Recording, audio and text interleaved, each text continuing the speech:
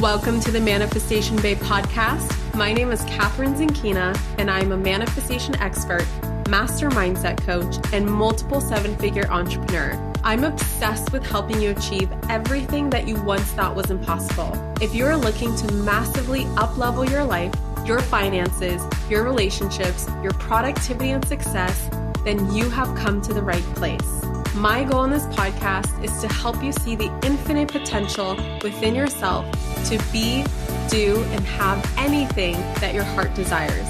Think of this podcast as your weekly dose of mindset development to help you maximize who you are and where you're going. Leave it to me to provide you with the tools, the resources, the strategies, and teachings that you need to manifest a reality wilder than your wildest dreams. I know we're about to have so much fun together, so thank you so much for pushing play today. And now let's begin. Hello, my beautiful souls, and welcome back to the Manifestation Babe podcast. Can I just take a few moments to send you all of my biggest appreciation vibes? It's because of you listening to this podcast that I have been able to attract some of the most amazing and inspiring guests, the most heartfelt, incredible reviews, and this podcast has already grown so much bigger than my imagination. So thank you, thank you, thank you. Thank you for making this possible. Thank you for leaving your reviews that help me out so much. And thank you for sharing these episodes with the people that you love most. Today's guest is no exception to the magic that this podcast creates. Today, I interview a minister and preacher's daughter. What? And yes, we talk about manifesting. Yup. So SharRon Jamison and I actually met at James Wedmore's live event called BBD Live, where I was a guest speaker about a year and a half ago now. And she is just such a vibrant soul who just so happens to also be a minister and a coach for over 25 years. And she is so passionate, and this passion is really going to show through in this episode. She wants to normalize and is passionate about normalizing manifestation for the groups of people who just don't think it's possible for them. For example, people from religious backgrounds, which she has a very deeply religious background. So it's really cool to see how she bridges, the religious Christian background with the more new age beliefs of manifestation. So it's really, really cool stuff. People above the millennial age. So SharRon is actually 50 plus, which I think is so awesome. And people from the BBIPOC community. And SharRon Jamison is an amazing Black woman who loves to talk about this topic because she is so passionate about normalizing this for the people who just don't have the kind of access in terms of belief that manifesting is a possibility for them too. So I was so excited to bring her on. This woman is absolutely incredible, and I cannot wait until you hear the passion that she brings into this episode. She definitely took us to church with this one. So without further ado, introducing SharRon Jamison. Hi, SharRon, and welcome to the Manifestation Babe podcast. How are you doing today? I am doing well, and I'm so excited about being here with you today. So thanks so much for the opportunity to share. Yay. I am so excited to have you. And specifically, I'm so excited to have you because you have this mission of normalizing manifestation for all groups of people, specifically those that don't believe it's possible for them. Can you speak a little bit on that? Can you share a little bit of your background? I know you have a very unique background that I don't often have on my podcast. So I'd love for you to go into that and then share why it's so important to normalize manifestation for every single person. Sure. First, so much. Thank you so much. Well, I am a corporate leader. I still work in the corporate sector. I'm also an author and a speaker, but I'm also a minister. And I believe that we need to normalize manifestation because it's just another spiritual tool. And I think when you are building your life, building a business, building an organization, you need all the tools that you can have to not only build something, but fortify it and strengthen it. And what I find, especially in my age group, there is a lot of angst around the word manifestation. Because I think sometimes we take sacred principles and we market them so much that they lose their sacredness or their holiness. And so people stop understanding how these spiritual principles like manifestation can really transform your life. And so I want to normalize it and also let people know it's just a different form of prayer, because I believe when I think of prayer as a minister, I think of discussion with God. I think of debating with God. I think of getting direction from God, right? When I talk about manifestation, it's using that direction that I got through prayer and manifesting, which means declaration. It means demonstration. It means delivery. So all those things go together. And when people can see that it's just another spiritual tool, they won't shun it, but they will embrace it and understand that they have more to do what they have been called to do in the world.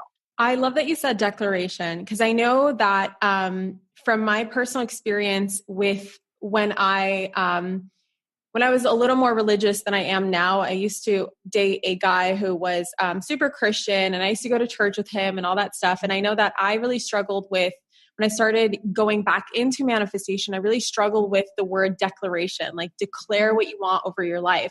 And I know that I have shared that on Instagram before after reading a book that just changed my life called Outwitting the Devil by Napoleon Hill. And in there, he also says, from the devil's perspective, that most people don't understand that prayer is not about begging for things to change. It's about declaring things to change. And a lot of people are afraid of doing that because they think like, who am I? I'm not God. I can't just declare, something to God. Like I'm going to get punished for that or whatever it is, whatever goes to their mind. Can you just speak a little bit on that, the word declaration and what that means to you? Sure. When I think about declaration, I think it's biblical where the Bible says, call it forth. Call those things as they are, as they're not. So to me, it's biblical. But what I think what happens is that people get the Bible and they twist it because everybody has their own understanding of faith. I'm not even saying my way is right. Everybody has a way, right? And there should. God is a God of diversity. So of course there's a different ways. Even though I was a Christian, I married a Muslim my first marriage. So I'm very open because I feel that there are more ways and more paths to God. So that's why I'm open from the get-go. Yeah. But I think that when we understand that biblical principles, our religious principles, spiritual principles are not owned by any one religion. And so declaration is not only a command, it is a petition. And pleading and begging are two different things. This is saying like, God, please, that's one thing, versus God, this is what I desire. This is what I want. And so I think that we have to put some understanding around declaration. But I want to say this too, that one of the challenges with manifestation, it's not even a challenge. Something that I want people to understand is just because we want it doesn't mean that we're always going to get it.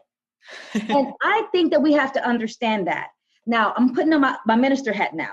And the reason why I say that, because I have seen people come into me and they have been crushed by their own success.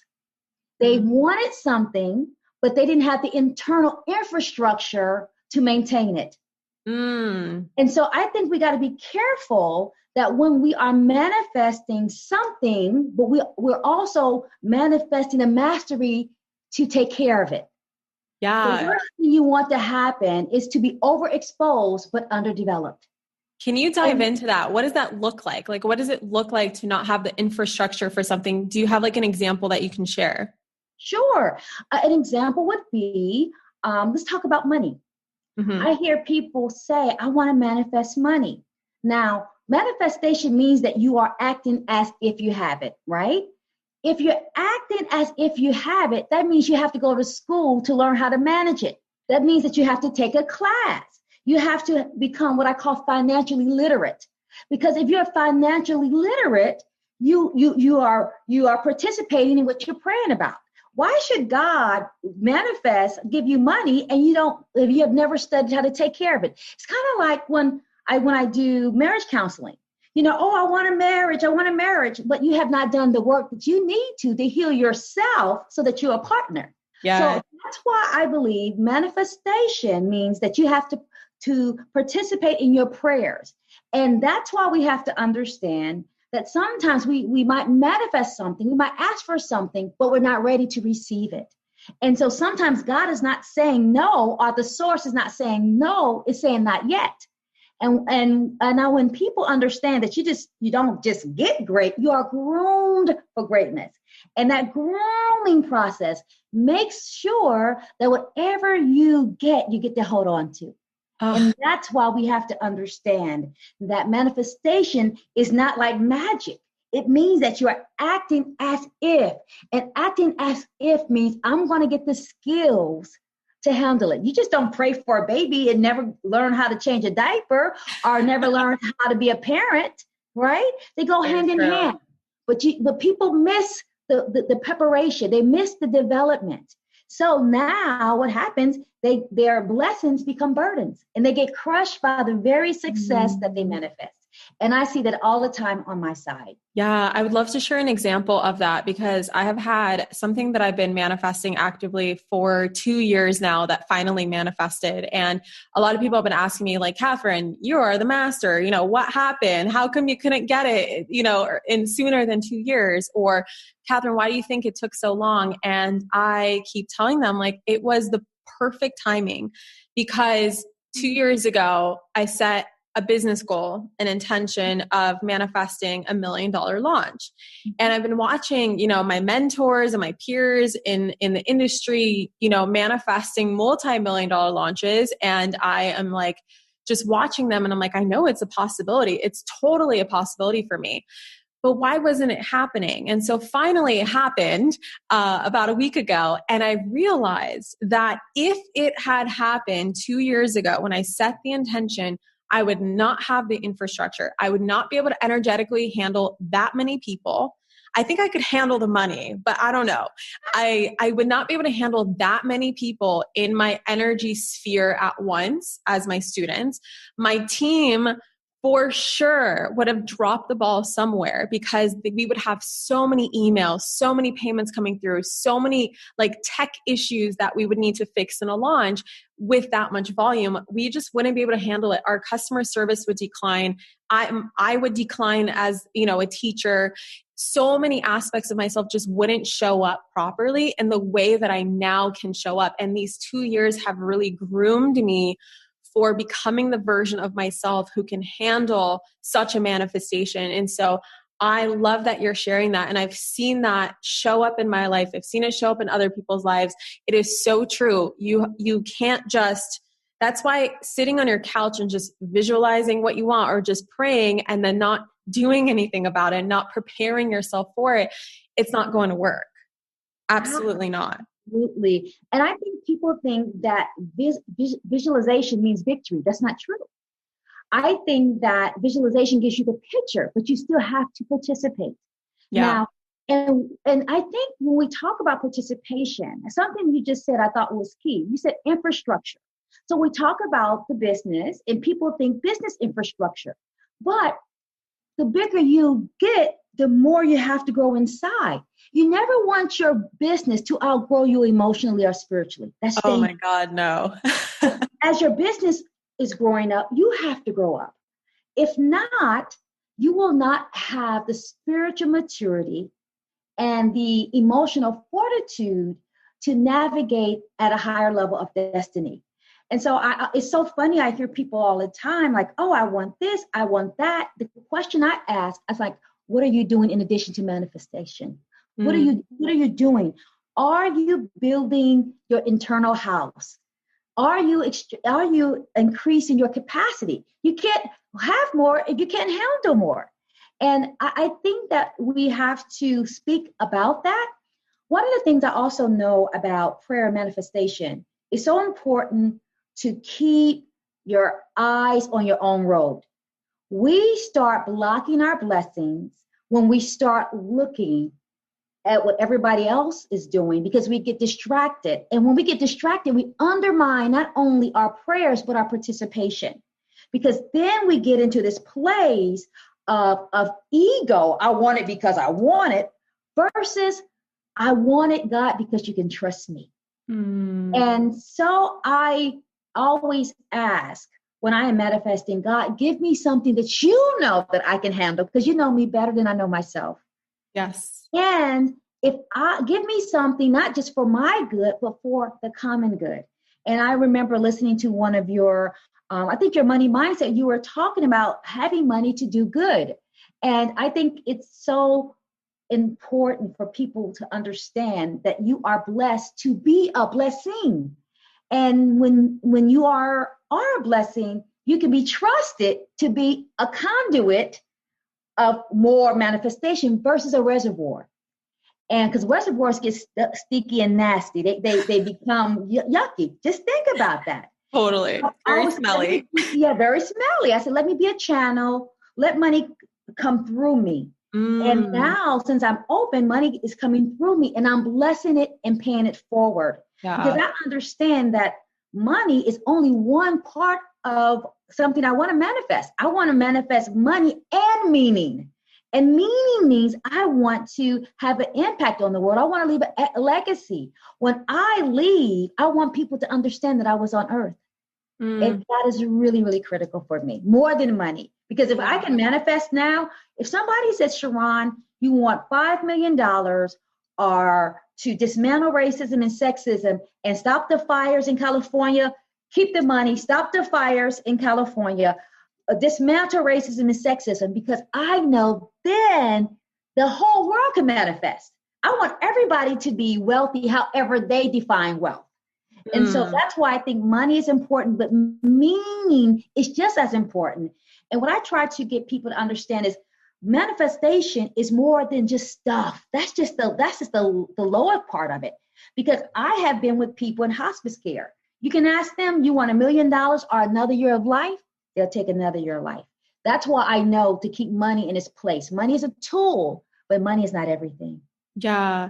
Can you speak on a little bit more? I love the money and meaning part. You know, a lot of people who interpret, the phrase in the Bible, the love of money is the root of all evil. Because a lot of people think it says the money is the root of all evil, but it actually says the love of money is the root of all evil. And a lot of people, whenever we talk about money, especially, people who are religious, who are Christians, they constantly bring up certain scripture that keeps talking about how money is not a good thing to have.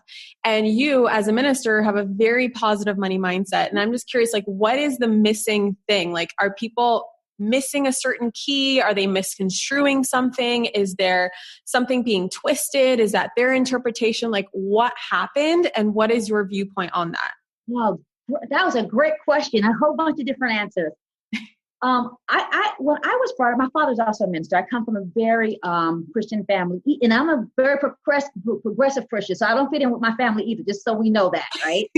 I believe what happens is that we are taught in many churches, Black churches, white churches, all churches, to not walk in total agency. We are taught to listen to the pastor. I don't believe that. I believe that it's my responsibility to always critically analyze the word, because I will not blindly conform to anything. I don't care if it's the Bible. I don't care if it's the Quran. I will not conform to anything that I don't understand myself. So to be that type of Christian really is gutsy. It says, well, look, minister, I know that you're the boss, but you're not the boss of me, right? You're the boss of the church, but not of me. Two different things. Yeah. And so as I studied for myself, I understood that the love of money is really the lust when we make money an idol. And that's anything. I don't care if it's popularity. I don't care if it's car. I don't care if it's another person. So I think when we make anything an idol, we make ourselves a slave to it. And so I think one of the things that's really important to understand, for people to understand, money is not bad, because money is just a tool. But what happens is money really exposes who a person is. You give a person who has no ethics money, they can do a lot of pain and have a lot of trouble because you have a person without morals with money, right? Because money does give you access. Can we be honest? It gives you access. But money is not wrong. I think even the Bible says that how the money answers all things. That things, not people, but things. And so often in growing up in the church, I think I used to hear people pray all the time for things that money could buy. I don't pray for a car or rent. I pray, God, cure cancer. You see what I'm saying? Please change the environment. Let's dismantle, sexism. I don't pray for stuff because money can give that. But I do believe that I am endowed with a lot of gifts and a lot of talent and a lot of wisdom, and you are too. So my goal is, God, show me me. Show me what you had in mind when you created me. Show me the gifts that are buried under my dysfunction. Show me the talents that were buried under my conditioning. Show me me, because I know that I have the tools in my hand to make my dreams come true. Because the Bible talks about our gifts make room for us. So, okay, where are my gifts? Tell me where my gifts are. And so what I do pray for a lot is discernment. Because I believe if I'm discerning and I have wisdom, that I'll make good decisions. But I never pray for money. But I do pray that for plans, because plans will give me the money. And so I think that sometimes we see a lot of abuse in churches around money. Can we be honest? There's a lot of abuse. People are taken advantage of. But I think there's a mindset that you have to listen to your leader. I don't believe that. I believe my I don't believe that. And I think when people understand that the Bible also says study to show yourself approved, yourself, you study, I think they have a very different understanding of money. But to me, I want money. I want a lot of money because I can do a lot of good. I can be trusted with money. Yeah. I can be trusted to help people on the margins. I can be trusted to start schools. I can be trusted to help the sick because I have already demonstrated to the source that I'm a good investment, that I can be trusted, right? Now, I'm still going to buy me some nice things. I'm still want to look cute and whatever. But I also know that if I continue to develop myself and demonstrate to the universe that I can be trusted, that I'm a conduit, that I'm not a reservoir, I'm a bridge and a channel, I think more money, it will be easier for me to manifest money. Because manifest, you get better at it as you do it. And I think that's why I think people need to understand that too, that sometimes it takes a while to get into that manifestation space because you have all this old thinking, this conditioning, this systemic influences, all this history that sometimes you can't even imagine yourself bigger. And I think when we don't have big imaginations, it's hard to have bigger manifestations.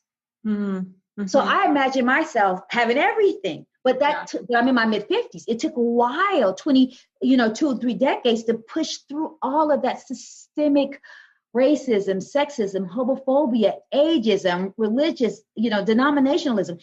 I had to purge all of that away so I could be my purest self. And so my soul could hear, and so that I could manifest and get myself in a mindset to receive. So we have to understand sometimes we have to clean up our lives, clean up our hearts, and clean up our minds to give room for manifestation to operate in our lives. So there's a lot of different steps. It's not just, in church, we call it name it, claim it, haul it, call it. You hear that a lot in church. Just name it, claim it, haul it, call it. Well, it's not that easy. If it were that easy, everybody will have money. There's a process, and everybody's process might be a little different. But you got to clean up your insides so you can create space for what you want on the outside. You speak on something called Pests, Pests, passed down beliefs, expectations, systemic influences, trauma, stories. How can people manifest their best lives in the face of trauma, systemic influences, racism, sexism. You know, you talk about how you had to overcome so much, and it took you a while to build up that belief system, and took you a while to build up that manifesting muscle, which is what I call it. Can you talk a little bit about that? And especially to the people who are listening to this podcast who aren't necessarily my age group, who are not necessarily white, because I know we see a lot of, millennials in this field, white women, right? And so part of my mission is to bring in as many different backgrounds, as many different examples to show that every single person can manifest their dream life. It's just that we all have different adversities. We all have different challenges, and it's very important to speak on those things so that we can dismantle them. Can you share a little bit about that? Because I love that you put in an acronym. Right. I started using the acronym when I was doing diversity training. This had to be in the early 90s, because what was happening is that I realized from my own work, and as I work with other people, that it was hard for them to imagine themselves in better situations because the pests were making a mess. What I call the pests are making a mess in your life. I love that. Mind, right? Mm-hmm. So, but however, when we can identify the pest and identify the influence in their life, in our lives, we can peel it away and dismantle it so that we can think bigger and bolder in our lives. So, for example, one of the passed down beliefs that I had to overcome was that as a Black woman, that I could never be wealthy, right? I learned that in school. I grew up in the 60s, right? I learned it in school. When I was growing up, it was said that, I'm a woman. I had to be a teacher. I had to be a nurse. I could never have influence. I could never be a leader. Black people could never be in leadership roles. Now, it didn't matter if I believed something different. That's all I saw. And remember, we learn by what we see, not only by what we read. So in the books, we're not saying good things either. Just be honest, right? So everywhere I looked, I was less than. I was a second-class citizen, a second-rate woman. Now, you can't tell a person to manifest over that and expect to have abundance. Now, what you can do is say, listen, let me show you where your blocks might be. Your blocks might be your passed down beliefs. Why? Because we learn such and such and such and such from our ancestors, from our history books. We learned that we had to operate like this because of slavery to save our life. We learned this, but that's not true. That time is not this time. And you have to peel that away slowly but surely, because remember, you were bred in it. You were conditioned in it. And remember, some lessons are taught, but some lessons are caught. So I had to address that I was nothing and understand that I was taught nothing so that I could be oppressed. Now, when I started learning, you know what? That was a tool to make me think less than I would be. So I would never walk in total agency. Then I started understanding what walking in my agency felt like. Then it was time. Okay, I want it all. I can handle it. I can understand. Now, remember, internal infrastructure. Let's do another one. The E is for societal expectations. What was expected of me as a Black woman and in the late 60s and 70s? I had to pull that away. Why? Because remember, our manifestation is influenced by our imagination. And your hopes are affected by what you think is accessible to you. So if you think that you can never be anything, you're not going to dream it, right? Because it's too painful. So what happens is you start shrinking down your life down to your reality. That's dangerous. So what we do with systemic expectations is to understand that you're living as a sliver, just a sliver, a fraction of who God says you are. And so you have to move that stuff away to create more room, and then you can manifest. You don't want to manifest. You can't manifest from a marginalized identity. You can't manifest from a place of desperation. You can't manifest all that you desire from a place of worthlessness. That's difficult. So we have to address those things and help people identify what those things are. Because if abuse is your normal, that's going to be your filter. For example, Catherine, I had one of my clients and she said, oh, my husband is not abusive. He just picked up the gun, but he didn't shoot me. Oh my goodness. But in her mind, remember, if that's her experience, that being good to me means you can hold a gun, but you don't shoot me. What are you going to manifest from that? A smaller gun?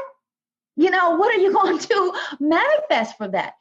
That's why it's good to allow people to understand so they can see the pests, the passed down beliefs, the societal expectations, the systemic influences. What if I thought that just because, what if Barack Obama said, systemically, I could never be president. But however, now all the little black boys and black girls say, wait a minute, Barack Obama can be president. He looks like me. I can be president. Now, guess what? Now I'm just not trying to be the class president. I'm trying to be the president of the USA. Why? Because now I can believe bigger. Now I have more room. My father used to say, sometimes the problem is you don't give your imagination room to play with.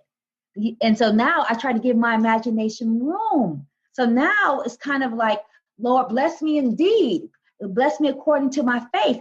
Bless me according to my capacity to receive. So now I have big arms, so I can receive a lot. But before I can receive only a little bit. But I thought the little bit was a lot because I didn't know any different. Does that make sense? Yeah. Is it like in your experience, a process? It's not like a one and done. You don't just are like, oh, here's my pest and you just remove it and throw it away. Like it's not a one and done. It's got to be a process, right? And if it is a process, do you have any advice for people listening right now that do have those passed down beliefs, that do have the societal expectations, systemic influences, traumas, stories that are telling them that they're less than? Like, how can they go from feeling less than to feeling more than enough, right? What specifically can they do, or how specifically can they show up in order to start transforming and transmuting their reality to the reality that they want to create? Yes, what a great question. 3 things. One is community. You never become your best self by yourself. Because we all have to be witnessed, are seen. And so one of the ways that we start, to me, one of the roles of manifestation is to get in the room with other manifestors. So manifestation becomes the norm. It's not an anomaly. And so when you are around something, it's the norm. You can believe bigger. You can know that you're not the exception. It's just the rule. So community, are you in the right groups? Secondly is consumption. What are you reading? What are you taking into your spirit? What are you watching on TV? Remember, we're always being fed, whether we know it or not. And so I make a conscious decision to feed myself goodness, to feed myself grace, to feed myself generosity, to think, to travel in my mind, to read. So I'm always reading, and the reading is going to expand my mind, which is going to expand my capacity for manifestation. You got to give your imagination some room to play with. Give yourself something to play with. So that's the second thing. The third thing is your conversations. You have to speak it. And I know you talk a lot about that. Out of the mouths, life and death is in the tongue. So what do you say? And I think when we have community with our conversations, with our consumption, you provide the environment for manifestation to take place. And that's why I always say I have these ABCs of manifestation. One is awareness. What do you want and why do you want it? And remember, when you're clear about what you want, it's easier to get it. Because you just can't throw a target and like, okay, that's it. That doesn't work. What do you want? Clarity. The B is, are you being that person? For example, even though I'm in my mid-50s, I'm an athlete. So I do what athletes do. I work out. So it's being. The C is conditions. Conditions help us stack the odds in our favor. What's your conditions? Your consumption, your community, your conversation, your curiosity. What if? Why did I say what if? Why not? Curiosity, wonderment, right? The D is decisions. You decide your way to destiny. Every decision that you make, So you need to say hell no to some things so you can say have a holy yes to some things, right? So decisions, and the E is environment. Am I setting myself in an environment? An environment is external or outside, an environment internal. Am I meditating? Am I nurturing my spirit? Am I creating a space that I'm learning to control my thoughts? That's an environment, external environment, internal environment, right? And then the F is faith. Does your faith have feet? Meaning your faith has to do some work, And so those are the ABCs. And everybody has a different way of explaining it, but I try to explain it so people can hold on to it. Yeah. And I think when we put that manifestation in that place and understanding that you might graduate from high school or college, but you never graduate from self-development. Never. That's never so true. From self-development, because the more you know, the more you realize you don't know. Yeah. That's the most frustrating part. You're just like, I feel like I know nothing. It's been 10 years and I still feel like I have a lifetime to learn. And we've been so conditioned through our schooling and the society that we live in that there's a graduation day. And when you graduate, you supposedly know everything. And I know a lot of people get stuck in that and they don't realize that there's a whole, I wasn't taught in high school that there's a whole world of personal development out there that I can get into. And there's other things I can learn. And it's just so incredible how much is out there and just how limitless we truly are, where we can expand beyond measure. And we don't even know how far we can expand, because no matter what, there's always going to be more possibility, more that we can grow into. And it's like, but it's a fun, exciting thing. I know for some people, they're like, what? It never ends. I don't want to go to school forever. This is the best school in the world. Seriously, it's like, I'm curious for you, SharRon, what has been possible for you in your life because of manifestation? Yes. So many things. First, I want to say something. Graduation is your funeral. When you graduate to go to the other side, that's your funeral. So I want people to understand that's the only time you graduate. If you're breathing, if you have a pulse, you're learning. Yeah. So I just wanted to say that. There were so many ways for me that I have seen manifestation in my life. One of the ways, remember, faith has feet, is when I really started understanding the power of it. I had to be maybe my late 20s. And at that time, I wanted to be a workout person, but I was overweight, etc. And but I knew that I could do it. I was manifesting it. So since I couldn't get a job at a gym, I started teaching aerobics at churches, at cancer centers, at anybody can have me. Then the paper saw me. And then I kept teaching. Then Reebok picked me up.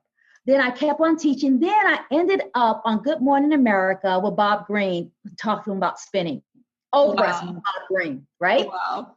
So that can give you an idea of manifestation. Now, what happened was I said, this is what I want. I didn't pray and sit. I said, I'm going to find opportunities, because manifestation makes you know that if you want it, there's no closed doors. You just have to find which one opens, right? And you got to walk to those doors. Yes. A lot of people expect the doors to walk to them, but you got to walk to the doors. The doors are there. There's so much opportunity. It's not as hard as you think, but you do still have to apply the law of action. Yes. And when you walk to the door, and if the door says no, that's a blessing. To me, I feel like rejection is always protection. I'm like, oh, good. And so and that's when I started realizing that your faith has to have feet.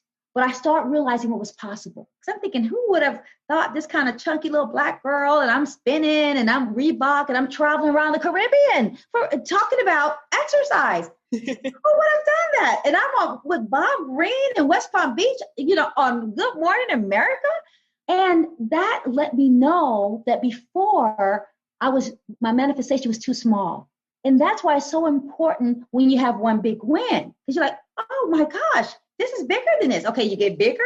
Okay, now I have 8 books. Okay, and you just keep getting bigger and bigger. But it was a process. Like you said, your manifestation muscles.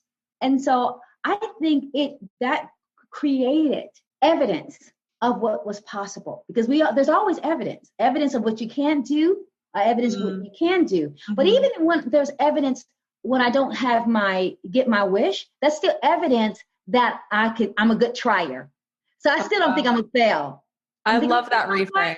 Yeah. You have evidence that you have guts. You have guts. Wow. That you can take a licking and keep on ticking. That you can fall and get back up. You have evidence that you can trust yourself to rebound. That's powerful. So I think that I continue to manifest. I'm working on something now, but it's not really around money, but the money would be a consequence of it. Right now I'm working on and manifesting having a New York bestseller. I can see that. And the reason being because that's a legacy. I want to have timeless truth outside of all of the religiosity, so people can access information without challenging their ingrained beliefs. You know, that's why I say God source. I call God she. See, that's why I'm out the box, because I feel like God is so God. God can't be limited to our boxes. So I just say whatever. Yeah. And I want people to understand that that's how manifestation is. It's bigger than you can even conceive. So just start trying, just walk in it, get into the company, get into the conversations, watch what you feed your mind, clean yourself up. Because again, just because you're getting old doesn't mean that you're growing wise. And so people should want to grow wise, because wisdom allows you to win in a variety of ways. SharRon, you are just music to the soul, like born to do what you're doing. I mean, it's incredible. The book is seriously, like, it's already done. I can totally see it. I can't wait to read it. I hope I get an advance copy signed by you. I would love to do that. I would love to do that. It's called Deciding to Soar Too. It's all about unwrapping your purpose. Yeah. And what I think is so key, and I love the work that you do, because I think that people expect manifestation to be a linear line. Nothing in life is that way. Yeah. Life is a lot of mountaintops and valleys. And you need the valleys to learn the lessons to stay up on the mountain. If we never have any failure, you will never get strong. And so I want people to understand that many times the messages are all around us, but we have not tuned our intuition to see the clues that tell us where to go and what to do. They're all around us.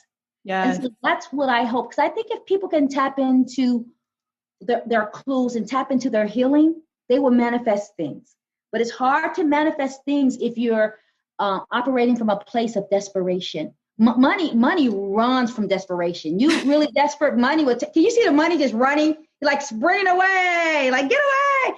It's love runs from desperation, right? Oh my God, money is just a type of love. Desperation does nothing but really repel everything that you desire.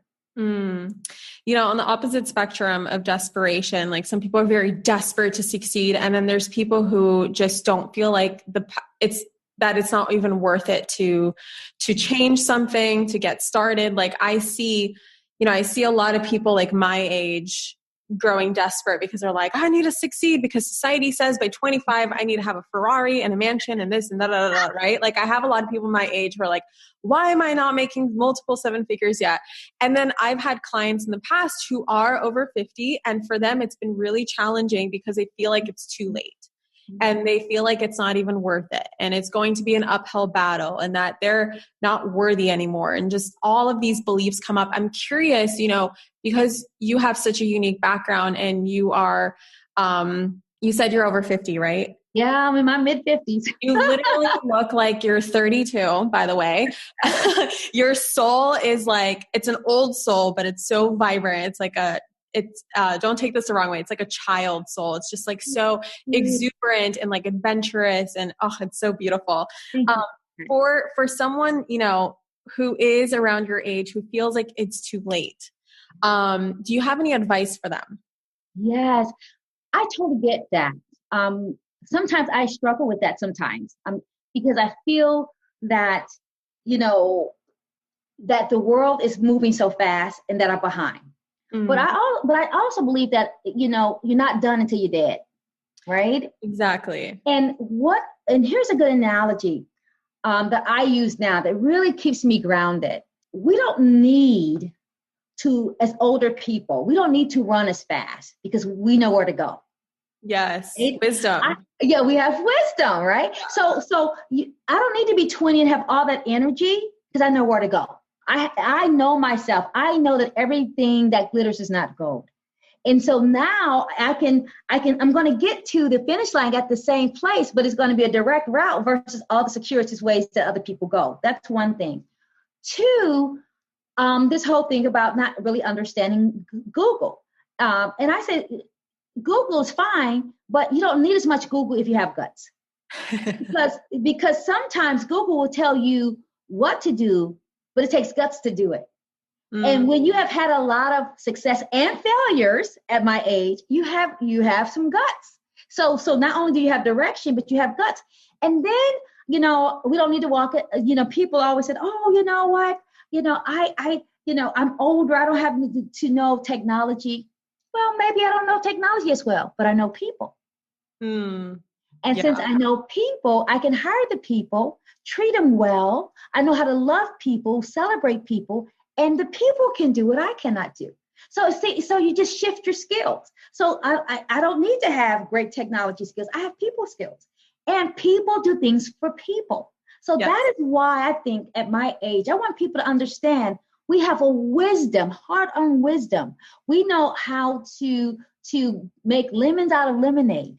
We know how to survive market crashes. We know how to survive bankruptcies. We went through a couple downturns in the economy. That gives you wisdom. That gives you resilience. That gives you insight. That lets you know how to get grounded. That you're not so affected by the highs and lows in the world. So I really encourage women, especially my age, to do all the things that you really wish you can do. Because I find that so many people in my age, they have buried their desires and they've buried their dreams. And now they're in their 50s and they've never been happy. I have people who have never been happy. So I say, let's clean you up. Let's clean out your mind, clean out your soul. Let's start praying. Let's start manifesting because you're not done until you're dead. So that is what they will have to do. And that's why, again, get into the right community. Because right now, I'm around women who are 50, but, we're playing basketball, we're playing volleyball, it's a different type. And that's why I feel vibrant, because I refuse to let myself get old. I tell myself, I'm not going to rust out. I'm going to wear out, but I won't rust out. And so I'm going to do everything I can do for as long as I can do it, because I know that now I have an appreciation of arriving. I have appreciation of relationships. I understand that you don't work until you die. My generation, remember, you go to a job and you stay there for 40 years and then you just die. And I'm like, oh no. And so no, I said, no, you don't like something, pick something else. You don't like something, pick something else. So I really help women to understand that you get to make choices and get into that mindset, get into that prayer, understand what you want, and pray and manifest what you desire because it's available to you. You just have to reach out and get it. SharRon, I just freaking love you. Like, you are so inspirational. And I know that this is going to land with so many people. I mean, you have wisdom just for any person, any age group, from any circumstance, any situation. And I know that there's millions of nuggets of wisdom that you just dropped in here. So thank you so much for coming onto the podcast.